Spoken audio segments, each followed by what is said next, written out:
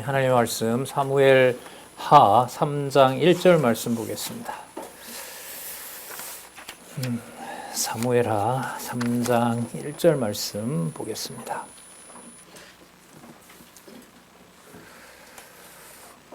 제가 보겠습니다. 사울의 집과 다윗의 집 사이에 전쟁이 오래매 다윗은 점점 강하여 가고 사울의 집은 점점 약하여 가니라. 다윗이 헤브론에서 아들을 낳았으되 맏아들은 암논이라. 이스라엘 여인 아히노함의 소생이요 둘째는 길라압이라. 갈멜 사람 나바라의 아내 되었던 아비가일의 소생이요 셋째는 압살롬이라. 그술의 왕 달메의 딸 마아가의 아들이요 넷째는 아도니아라. 학깃의 아들이요 다섯째는 스바다랴 아비달의 아들이요 여섯째는 이드르암이라. 다윗의 아내는 에글라의 소생이니 이는 다윗의 아내 에글라의 소생이니 이는 다윗이 헤브론에서 낳은 자들이었더라. 5절까지 읽어드렸습니다.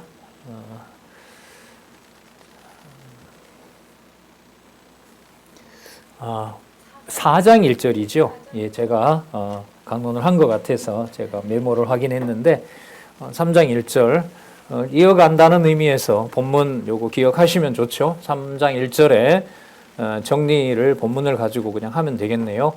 사울의 집과 다윗의 집 사이에 전쟁이 오래매 다윗은 점점 강하여 가고 사울의 집은 점점 약하여 가니라. 그러면 다음에 나오는 내용은 이미 여기에 서론을 우리가 확인한 거죠. 다음에 나오는 내용들은 약속한 대로 다윗을 왕으로 세워주셨고요. 그리고 다윗의 가문이 점점 강하여 갔다는 내용이 다음에 나온다고 보면 되죠. 자, 그게 3장의 아브넬의 죽음에서 나타났습니다.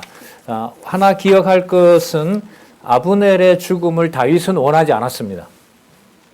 하지만 아브넬은 다윗 왕국의 대적자입니다.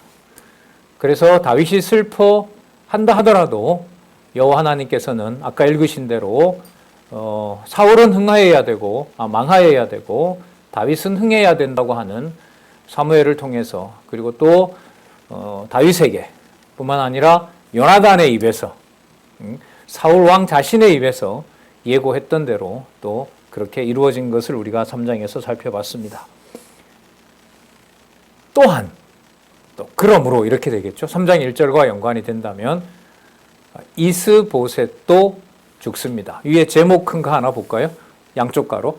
사무엘상 31장에서부터 사무엘하 4장까지 반역자들의 진멸입니다. 사울이죠. 그 다음 아브넬 신복들 멸망 먼저 합니다. 그 다음에 아브넬이 죽어요. 그 다음에 사울 왕의 아들이었던 이스보셋이 죽습니다. 제목이 상당히 강하죠. 대놓고 대적을 크게 해보지도 못했죠. 3장에 보면 이제 싸움은 있었죠. 싸움은 있었는데 그 모든 게 사울 왕의 집안이란 말이죠. 그리고 그 집안을 반역자로 진멸을 하는 내용입니다. 그러니까 어떤 개인을 특정하는 게 아니라 저 반역은 다윗 왕국의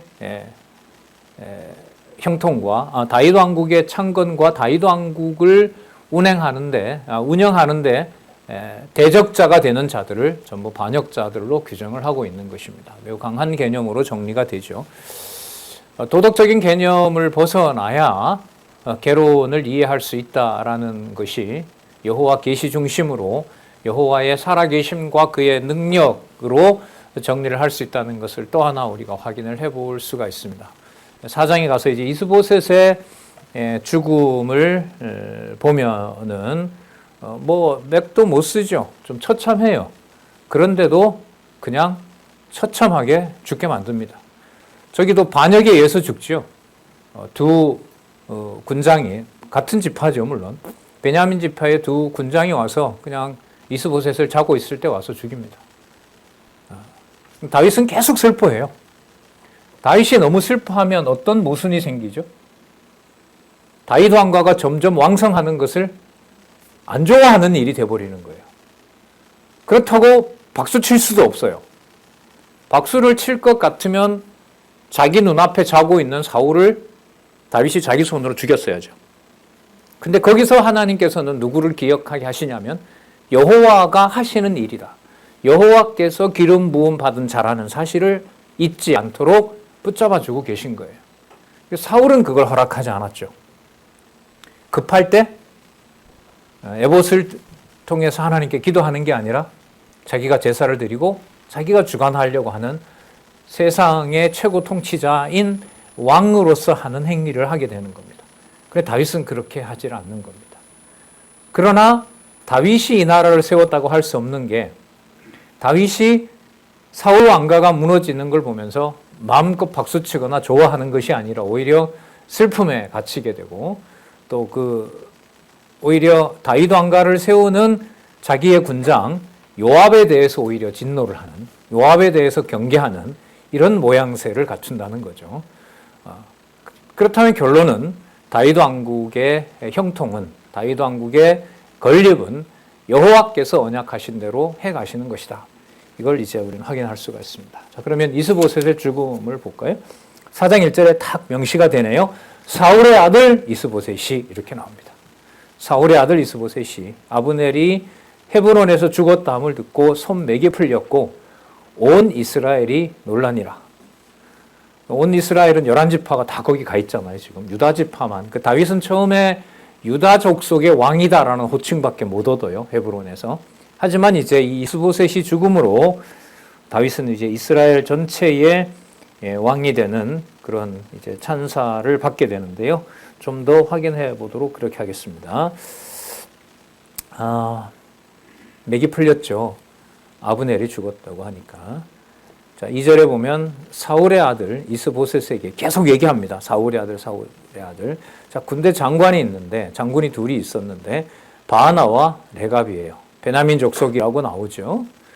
자, 3절에 보면 일찍 부에롯 사람들이 깃다임으로 도망하여 오늘까지 거기 우거하였더라. 자, 이 사람들이 베냐민 지파이긴 한데 깃다임으로 도망을 갔어요. 뭐 상황으로 보면 왜 도망갔겠어요? 베냐민 지파인데 몰래 가서 숨어요. 그럼 사울한테 잘못 보인 거죠, 이게. 그 사울의 대적자인 겁니다. 자, 그래서 이 두 장군이 이스보셋을 죽이는 내용이 뒤에 나오는데 4절 4절에 이 내용이 들어있어요. 4장 4절 빼시고요. 읽으면 얼마나 정확하게 연결되는지 한번 보세요. 3절 일찍이 부에롯 사람들이 깃다임으로 도망하여 오늘까지 거기 우거함이더라. 자, 4장 5절 봅니다. 부에롯 사람의 아들 림몬의 아들 레갑과 바가나 바로 연결되죠. 연결되잖아요. 예. 질문은 안 할 테니까 대답은 좀 해주시면 그래도 강의가 이렇게 오고 가는. 자, 요나단의 아들 무비보셋을 얘기를 해요.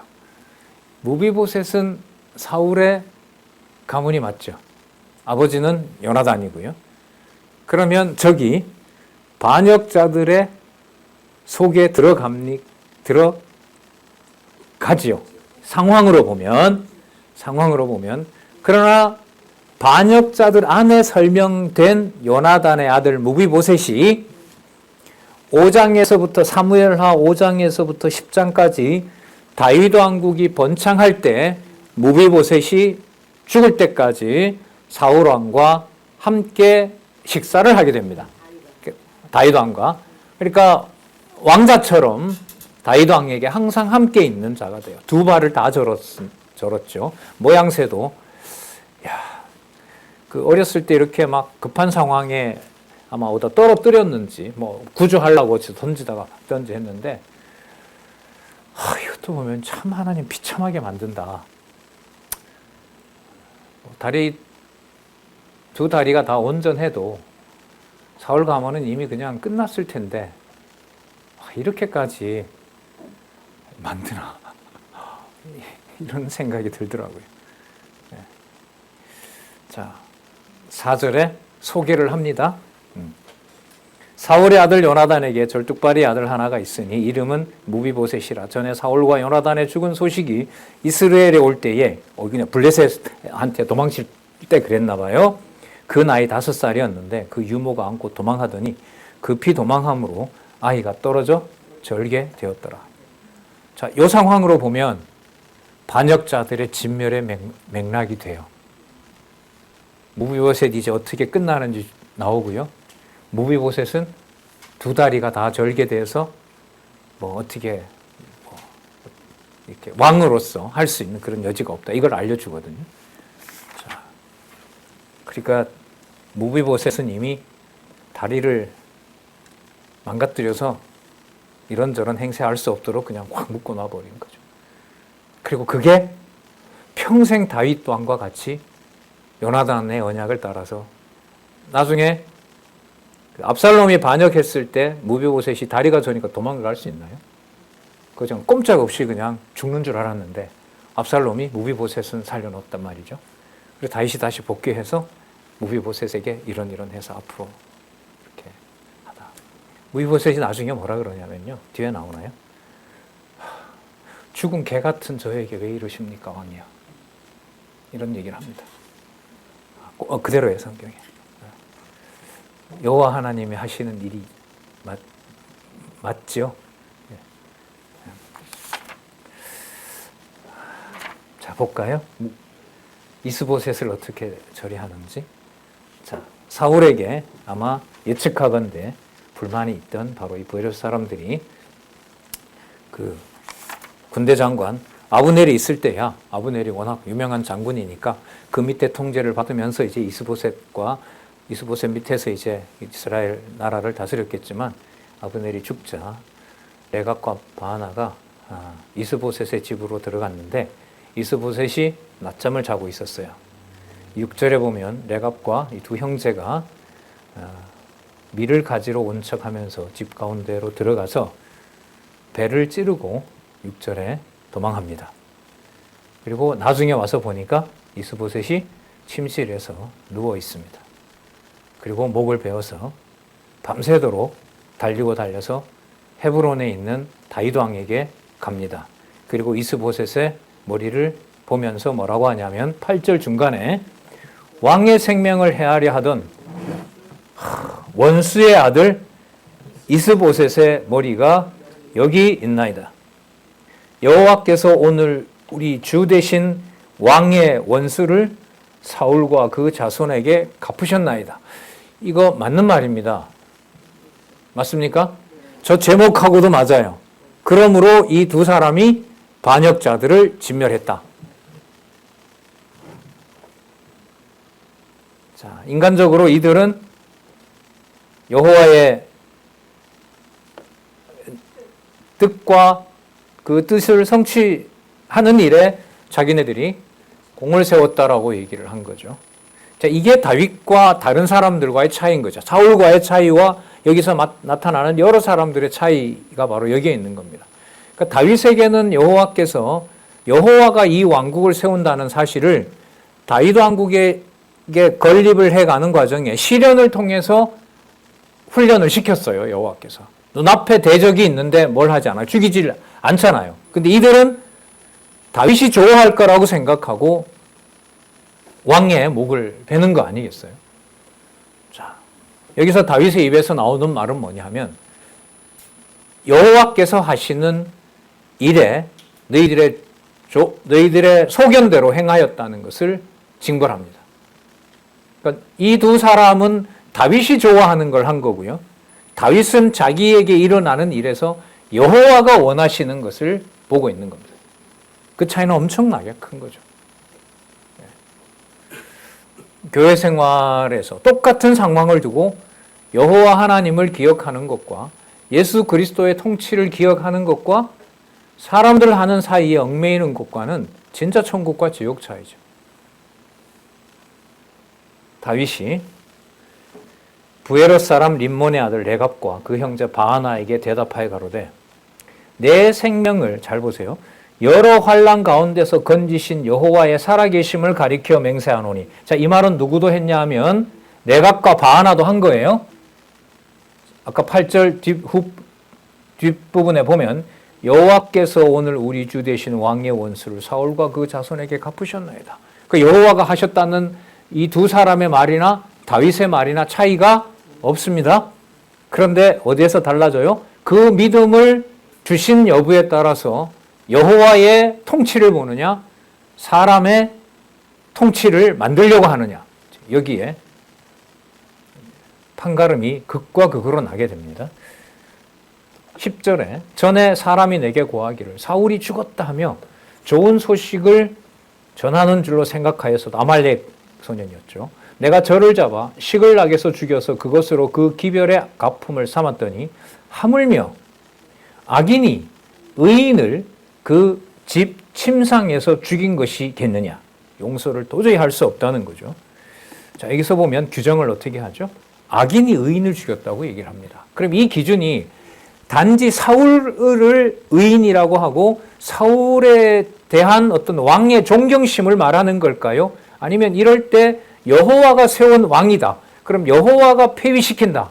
그래서 원수 갚는 것이 우리에게 있는 것이 아니고 원수를 갚아서 우리가 서로 좋고 좋은 걸 나누자고 하는 방향도 아니다라는 거죠. 이걸 다윗으로 하여금 지켜주는 거예요. 악수하고 화해하고 그래 이제 우리끼리 앞으로 한번 잘해보자 라고 일이 마무리되는 것과 조금의 엇박자는 있지만 여호와 하나님께서 서로를 여호와 하나님을 의지하게 끌어가는 방향은 너무 큰 차이가 있죠. 그렇다고 뭐 늘 벌려놓는다는 건 아니죠. 말씀 아래 똑같은 말씀으로 서로 화합하고 아름다운 일을 하기도 하시죠. 그걸 여호와께서 다 해가신다는 겁니다. 자, 그래서 여호와께서 해가시는 그 상황에서 악인과 의인이라고 하는 것을 얘기를 하는 겁니다.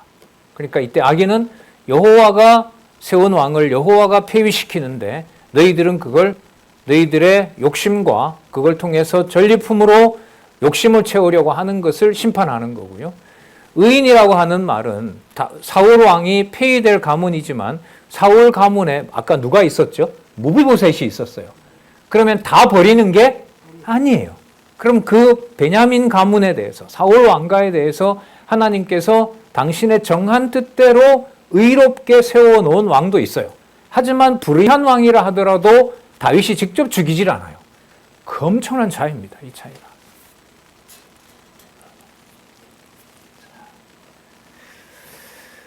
보겠습니다. 12절 소년들을 명하매 곧 저희를 죽이고 수족을 베어 헤브론 목가에 메어 달고 이 본때를 보여준 거죠. 앞으로 사울 왕가에 대해서 이렇게 자기 욕심을 채우고 뭔가 이득을 얻고자 하는 자들의 본때를 보여준 거죠. 본보기를. 이스보셋의 머리를 가져다가 헤브론에서 아브넬의 무덤에 장사였더라. 이 두 사람은 그 머리를 거기다 할 줄 알았죠. 그리고 자기네들은 상을 받을 줄 알았겠지만 그렇게 하지 않습니다. 자, 그러므로입니다. 그러므로 반역자들을 모두 진멸을 하고요. 5장에서부터 10장까지 다윗 왕국을 번창시키는 내용이 나옵니다. 그럼 이제 다윗은 유다 왕이 아니라 이스라엘의 왕 이렇게 이 기간으로 보면요, 저기 다윗 왕의 시련 겪은 시간이 성경에 이런저런 정확한 연도를 딱 명시하진 않는데 한 20년 됩니다. 20여 년 동안 다윗 왕을 통해서 사울 왕을 통해서 다윗을 시련하도록 하신 시련을 주시는 내용들이 나타납니다. 다윗 왕국의 건설로 번창하고 다윗 왕국을 창건하는 내용을 살펴보도록 할게요. 5장 1절에서 3절. 이스라엘 나오네요. 이스라엘 모든 지파가 다윗을 기름을 붓고 이스라엘 왕으로 삼습니다. 이스라엘 모든 지파가 헤브론에 옵니다. 자, 헤브론에 이르러 얘기를 하죠. 다윗에게 와서 헤브론에 이르러 다윗에게 나와 말하여 가로되 보소서 우리는 왕의 고륙이니이다. 어제까지만 해도 도망가서 사울의 지배를 받고 했던 사람들이에요.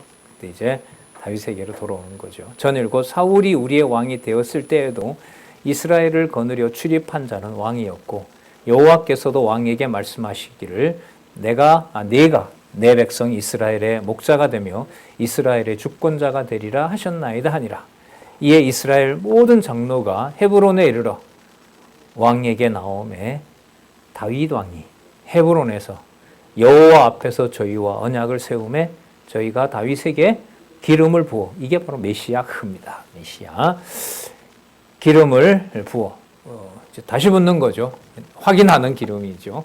옛날에 사무엘이 부었었고, 자, 확인하는 기름을 부으면서 어디에 왕을 삼는다? 이스라엘 왕을 삼으니라. 이스라엘 왕을 삼으니라. 자,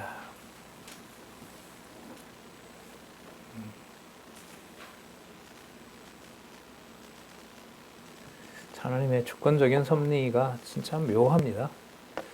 왕을 백성들이 원하는 대로 세워놓고 또 다른 데서는 시련을 당하는 자가 그 자를 기름을 붓고 그로 하여금 진짜 통치자를 성취해 가시는 섭리. 참 놀라운 묘수죠. 자, 5장 4절에서부터 5절 다윗의 통치 기간을 알려주는데 헤브론에서 7년 6개월, 그리고 예루살렘에서 33년, 도합 한 40년 6개월 통치했다는 말씀이 나옵니다. 그러면서 온 이스라엘과 유다를 다스렸더라라는 말씀이 나옵니다. 자, 그리고 성경은 명확하게 이 모든 일을 여호와께서 하셨다라는 것으로 정리를 하고 다윗에게도 그 상황을 또 그 과정을 알려주신 거 우리가 이제까지 확인을 했고요. 6절에 보시면 여부스를 칩니다. 여부스가 어디냐면 저기 예루살렘이죠. 거기에 옛날 이름입니다.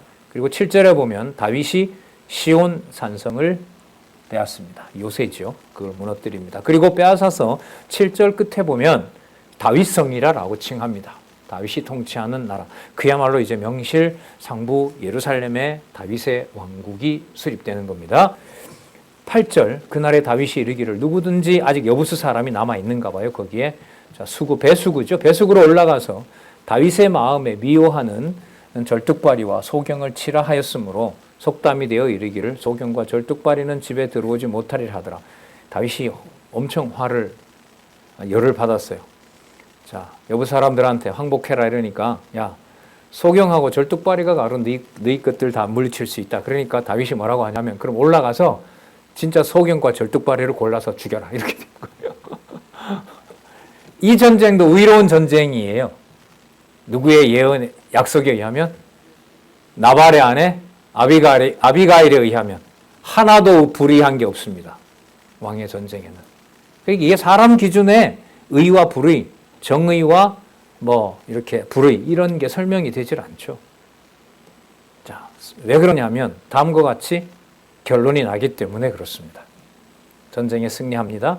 10절 읽어볼까요? 시작.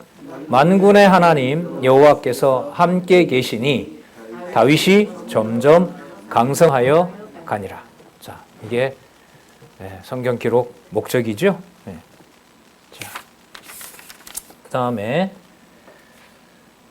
두로 왕 히람이 사람을 보내어 다윗 왕국을 지어줍니다.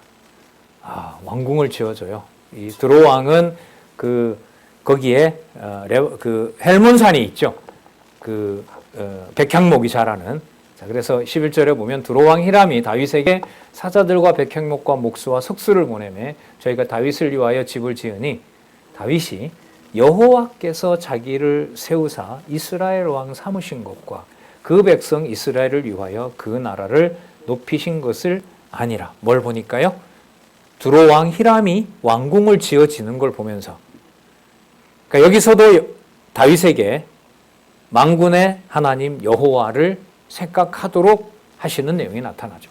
여러분, 여기에 초점을 맞추어서 기록한 역사서가 어디냐 하면은요, 바로 역대기입니다. 그래서 역대기에 보시면 우리야 아내를 범한 사건 이런 거 하나도 나오지 않아요. 오직 다윗이 의로운 왕인 것은 여호와 하나님만 바라보게 했다는, 바로 거기에 맞추어서 기록하는 것이 바로 역대기라고 할 수 있습니다. 자, 계속해서 보겠습니다. 그리고 13절에서 16절을 보면 예루살렘에 올라가서 또 이제 아내를 얻고요. 예, 첩도 얻고요. 이 내용이 나오거든요. 자, 왕궁을 지어준 사건 다음에 다윗이 헤브론에 올라온 후에 예루살렘에서 첫 첩들을 더 취하였으므로 아들과 딸들이 또 다윗에게서 나니 예루살렘에서 그에게서 난 자의 이름은 삼무아와 소법과 나단이 나오네요. 이 나단이 나중에 누가복음 3장에 가면 나오죠. 솔로몬이 안 나와요, 거기는. 자, 나단과 솔로몬과 이팔과 엘리스와와 네벡과 야비아와 엘리사마와 엘야다와 엘리벨렉이었더라. 11명입니다. 자, 그 아내가 공식적으로 몇 명 나왔냐 하면 헤브론에 있을 때 6명, 그리고 누가 오죠? 미갈이 오죠. 그리고 여기 보면 기록은 하지 않지만 예루살렘에서 또 첩이 있습니다. 그리고 여기 아들 11명 이렇게 나타납니다. 이 내용이 다윗 왕국의 번창입니다.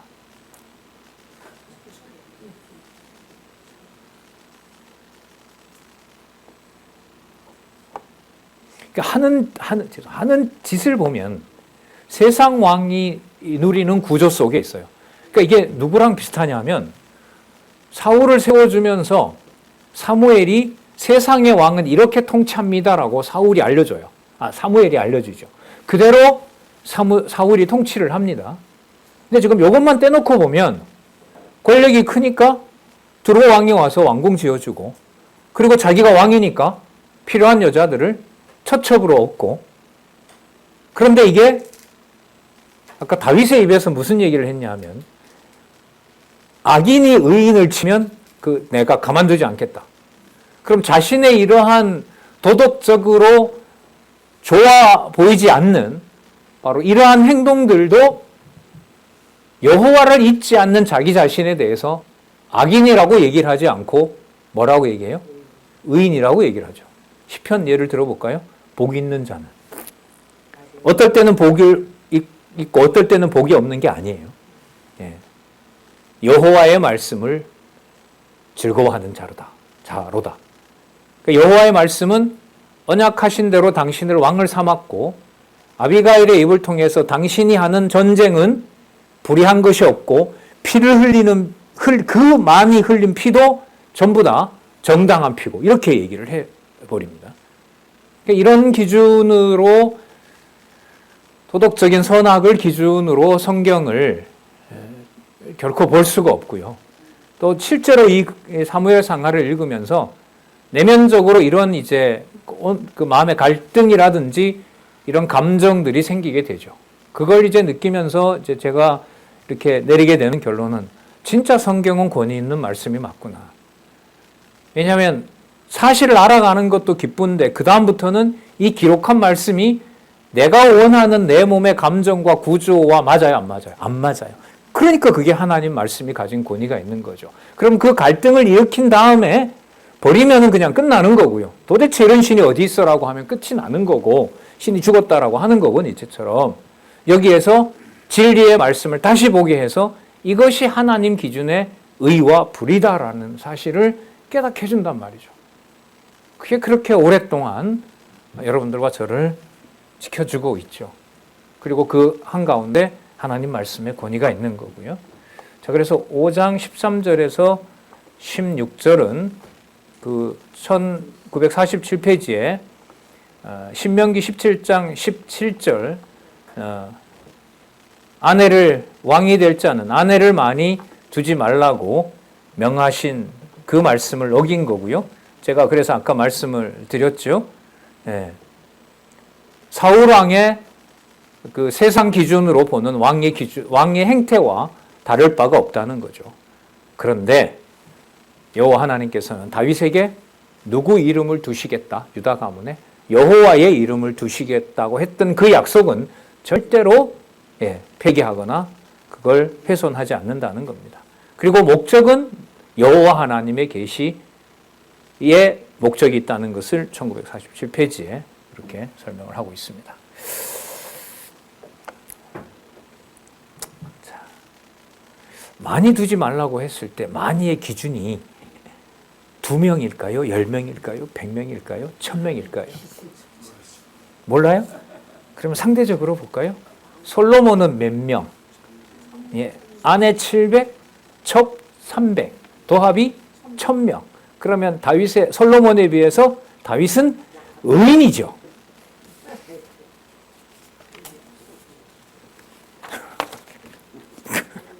자, 그럼 결론을 내릴까요? 그래서 1000명 얻어도 된다? 이게 능력이 안 된다고요? 권사님 능력 되면 하실 것 같아요. 한다 해도 솔로몬에게 약속된 영원한 통치는 이어져요. 네. 이 설명을 여러분 설교의 제목으로 뽑을 수는 없습니다. 말할 수가 없어요. 말할 수가 없어요. 이걸 그대로 오직 여호와의 이름을 두고 여호와께서 얼마나 그 언약을 자기 자신이 보호하는지. 그 다윗이 막 안타까워할 때도 제목은 냉정해요. 무비보셋은 절뚝발이로 만들어버리고 이스보셋은 목이 달아나요. 사울도 목이 달아나고 그 사랑하는 베냐민도 목이 달아나요. 제목은 냉정합니다. 반역자들의 진멸을 하나님 하시는 거예요. 그리고 행동으로 보면 다윗이 왕 돼서 하는 짓이나 아들까지 엮으면 더하면 더하지. 그래도 여호와의 이름을 거기에 보존하시는 것은 조건 없이 그에게 준 약속인 거죠. 유다 가문에 대한 오래전에. 17절에서부터 21절을 보면 여호와께서 언약하신 대로 다윗이 블레셋을 쳐서 물리칩니다. 17절에 블레셋 사람들이 다윗이 왕 됐다는 소식을 듣고 얼마 전까지 자기네 나라에 있던 자가 결국은 보니까 속셈이 뭐였어요? 이스라엘 나라의 왕이 되었고 블레셋으로부터 구원하려고 하는 게 딱 드러난 거죠. 저것이 이러면서 이제 전쟁을 하러 옵니다. 블레셋에게. 자, 여기서 이 흐름으로 보면 너무 재밌는데요. 5장 13절에서 16절에 처첩을 많이 둔 것은 여호와를 배신하는 거고, 자, 지금 17절에서부터 21절에 블레셋이 쳐들어왔을 때 자기가 바로 전쟁에 나가질 않고 누구를 찾냐 하면 여호와께 물어요. 그럼 아까 처첩 얻을 때는 자기 마음대로 했고 여호와가 몰랐고, 자, 전쟁 났을 때는 필요하니까 여호와를 찾았다.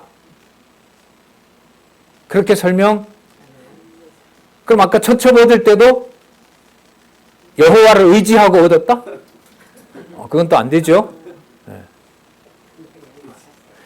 그러니까 여러분 성경 요 두 사건, 처첩 얻은 것과 싸움에서 여호와를 의지한 것과가 여러분 또 허허 웃으셨는데, 요 짧은 본문을 여호와 중심으로, 여호와의 섭리 중심으로 이해한다는 게 불가능하다라는 걸 여러분의 헛웃음으로 드러낸 거예요. 그래서 성경을 진짜 내가 읽는 게 아니라 성경을 하나님께서 읽게 하셔야 돼요.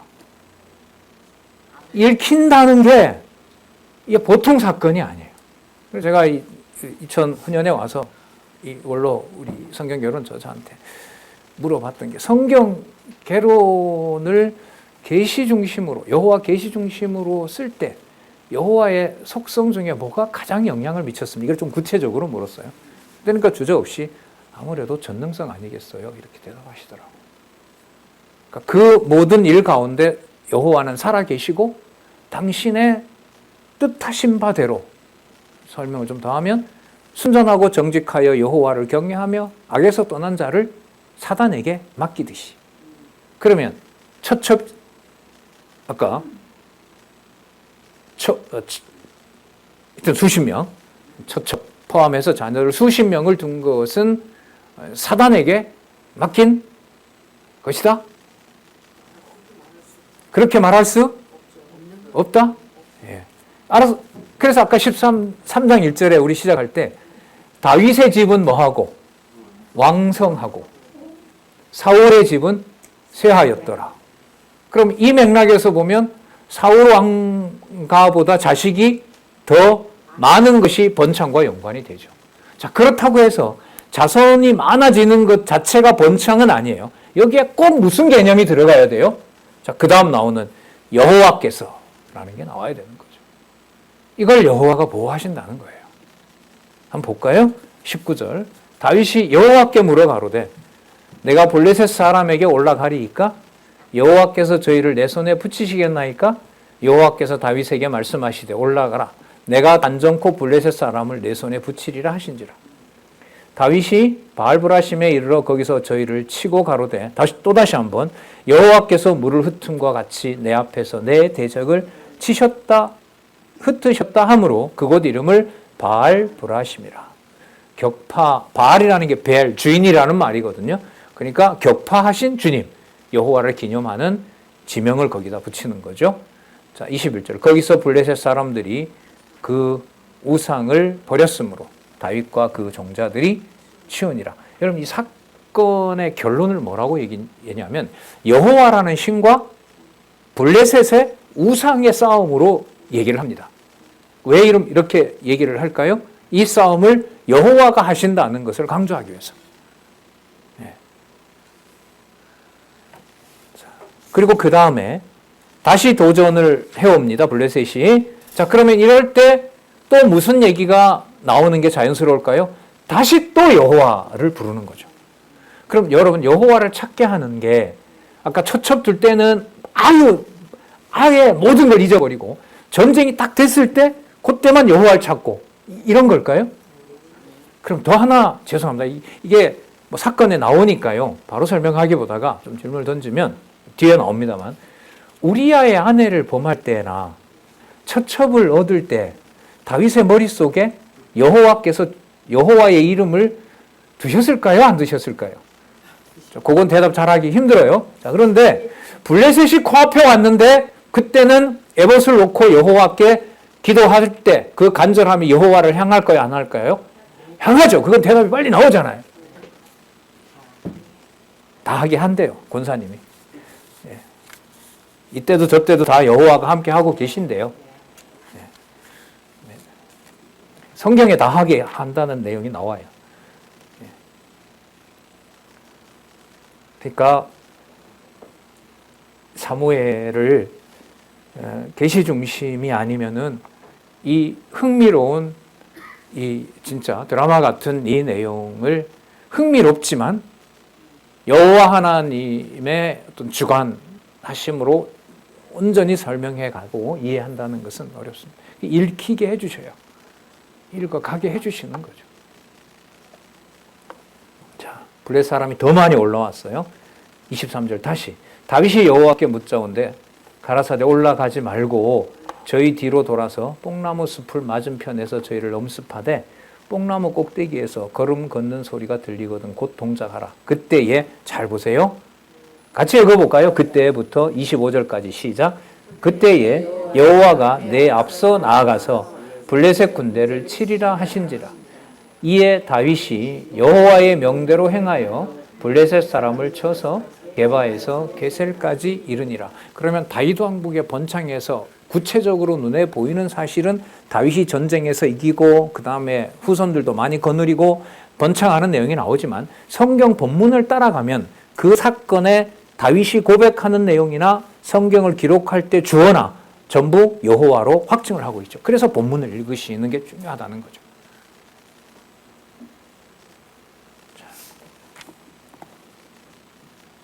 전쟁에 승리하고 여호와께서 앞서서 싸우셨으니까 이 여호와의 이름을 얼마나 다윗이 보존하고 싶겠어요. 그래서 6장에 보시면은 자, 하나님의 궤를 찾아오고자 합니다. 그러면 그 왜 블레셋에게 사울 당시에 빼앗겼잖아요.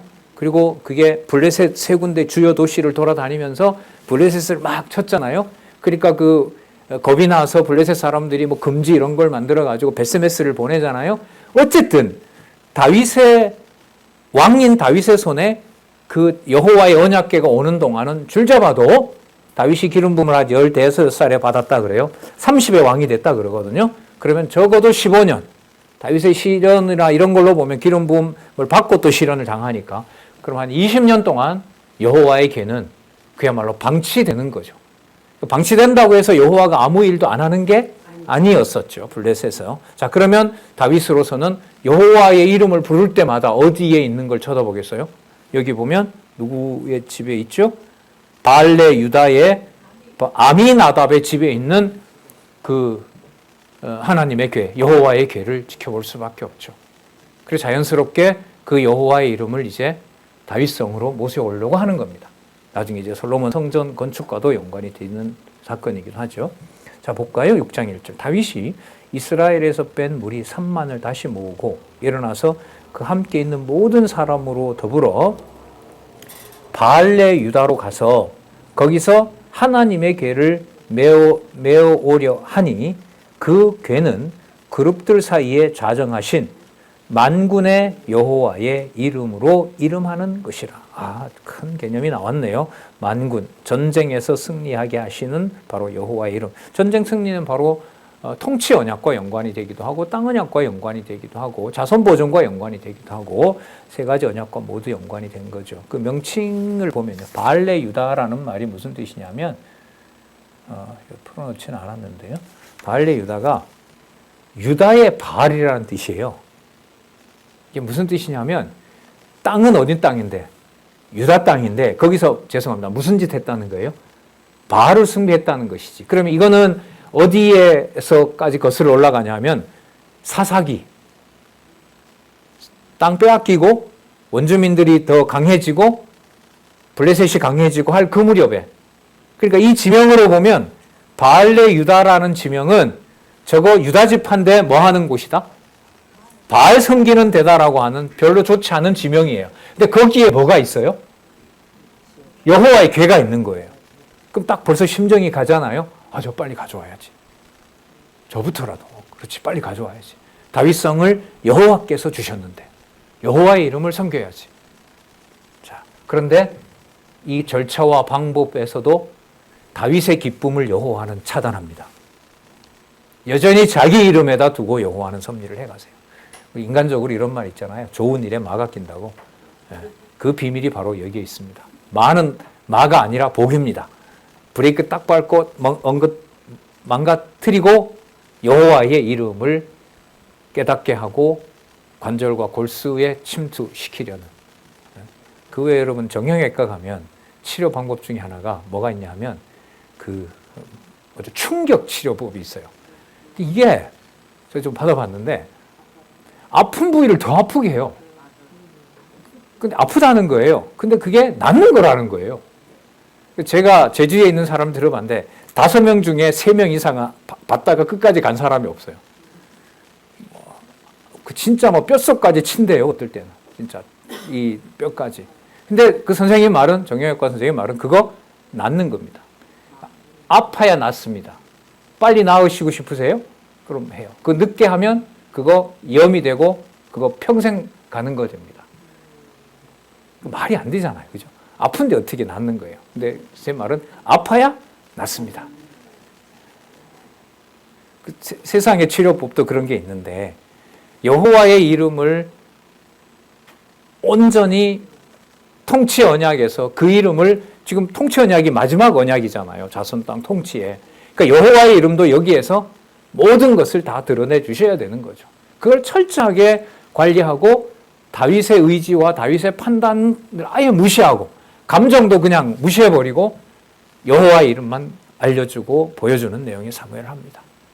사무엘 상하는 진짜 어디에 제가 커피랑 혼자 차 한 잔 마시면서 진짜 그 여호와 계시를 두고 쫙 읽어가면 눈물도 흐르다가 찡하기도 하다가 그런 장면이에요.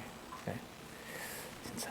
자, 볼까요? 얼마나 이 하나님의 궤를 모셔오시겠어요. 3절에 저희가 하나님의 궤를 새 수레에 싣고 산에 있는 아비나답의 집에서 나오는데, 여러분 이 사람들은 레위 지파입니다. 어쨌든 왜냐하면 블레셋에서 그 하나님의 궤가 돌아왔을 때 이스라엘 사람들은 알죠. 저 관리자가 누구라는 거, 레위 지파라는 거 너무나 잘 알죠.